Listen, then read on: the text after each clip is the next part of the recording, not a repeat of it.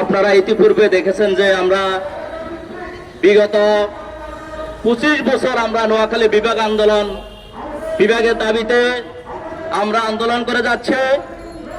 আমাদের এই 200 বছর আগের পুরনো নোয়াখালী, এই নোয়াখালীকে যখন আমরা বিভাগের জন্য বিভিন্নভাবে দাবি দিয়ে আসছি, আপনারা দেখেছেন গত সরকার আমাদেরকে আশ্বস্ত করেছিলেন যে পুরনো জেলাগুলোকে ওনারা বিভাগ ঘোষণা করবেন, কিন্তু দুঃখের বিষয় হিংসার রাজত্ব বেশি দিন টিকে না। আপনারা সবাই জানেন হিংসামি করে আমাদেরকে বিভাগ না দিয়ে আমাদেরকে রোহিঙ্গা দিয়েছেন।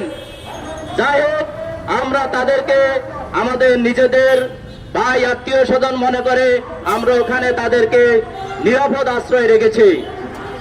সম্মানিত সুধী, আমাদের নোয়াখালীবাসীর প্রাণের দাবি আমাদেরকে নোয়াখালী বিভাগ দিতে হবে।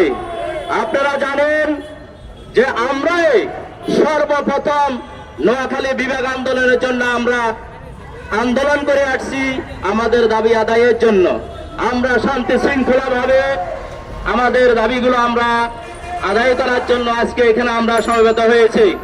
আমি বর্তমান যারা উপদেষ্টা কমিটিতে আছেন আমি ওনাদেরকে বলতে চাই যে আমাদের যেহেতু এটা একটা পুরনো জেলা, আপনাদের প্রতি আমাদের সবিনয় অনুরোধ থাকবে, আমাদের এই নোয়াখালীবাসীর প্রাণের দাবি নোয়াখালীকে বিভাগ অচিরেই দিয়ে দিন। তাহলে আমাদেরকে বিভাগ দিয়ে দিলে ইনশাআল্লাহ আপনারা আমাদের থেকে অন্তত অনেক কিছু পাবেন।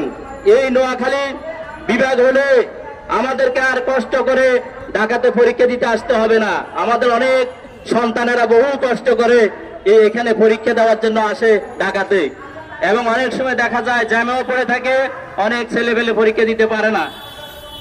সম্মানিত সুধী, আমাদের আজকের যে ব্যানারে আমরা নোয়াখালী বিভাগ দাবি করছি, সকল ব্যানারের সম্মানিত যারা এখানে উপস্থিত আছেন সবাইকে আমি আমার নোয়াখালী বিভাগ আন্দোলন এবং আমাদের আজকের যে নোয়াখালী মঞ্চ এবং নোয়াখালী সমন্বয় উপকমিটি যারা সবাই আছেন সবাইকে আমি আমার পক্ষ থেকে আন্তরিক শুভেচ্ছা অভিনন্দন জানাচ্ছি। সবাইকে ঐক্যবদ্ধভাবে থাকার জন্য আহ্বান করছি।